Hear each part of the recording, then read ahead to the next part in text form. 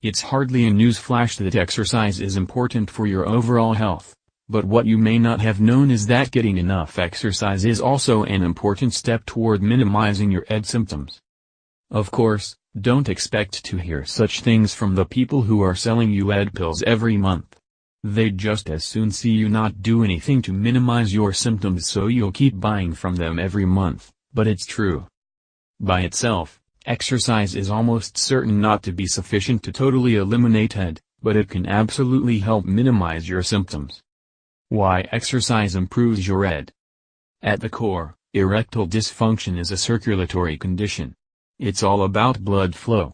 Think about it, what is it that causes your penis to become erect? Blood flowing to it. The better your circulation and the more blood that flows into your erectile tissue, the firmer and stronger your erections will be. This explains why some exercises are better than others at reducing ED symptoms. Specifically, what you want are cardiovascular exercises. Yes, you want to work up a sweat, but more than that, you want to do an exercise that really gets your heart pumping. People will tell you that the best way to start is to start modestly.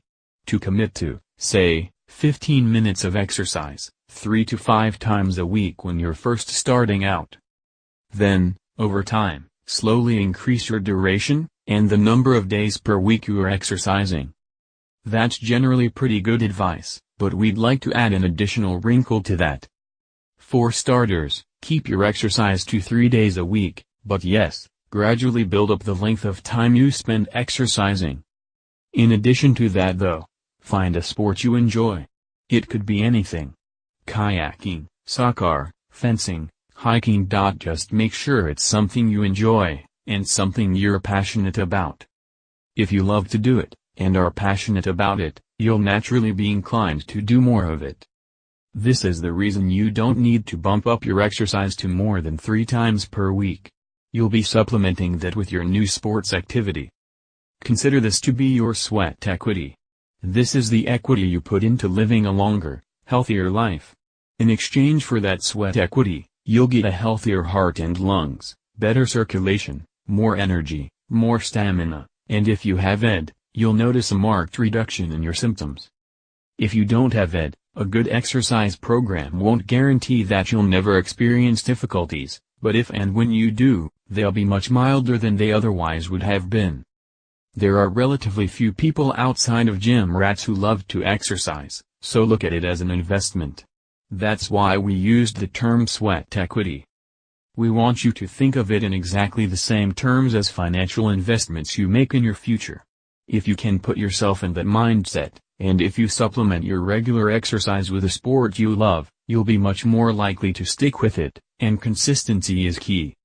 Exercise, and its overall effectiveness is only as good as your commitment to it. The only kind of exercise that comes with a caveat is bicycling. There's no doubt that it is a great way to get, and stay, in shape, but it has one small drawback.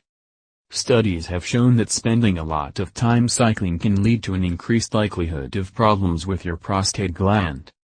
It can also, in at least some cases, cause numbness in and around the penis, which while not quite the same as ED, can definitely decrease the quality of your erections. In addition to cardio-based exercises and a regular workout routine, don't overlook the importance of stretching. You can do something like Tai Chi or yoga, for example. Both of these are great ways to stretch and tone your muscles, and make an excellent addition to your overall fitness routine. The great thing about yoga is that it's a wonderful, meditative technique, in addition to being a great way to stretch. Start simply and modestly, and slowly work your way into more advanced postures. The bottom line is simple, exercise is not just good for your overall health, it's also good for your sexual health. If you're genuinely interested in maintaining an active sex life well past your 40s, when men typically begin experiencing sexual difficulties, then you're going to want to make regular exercise an important part of your daily routine. Again, the most important thing here is to be sure you pick a sport that you're genuinely passionate about, because that makes it easy to stick with it.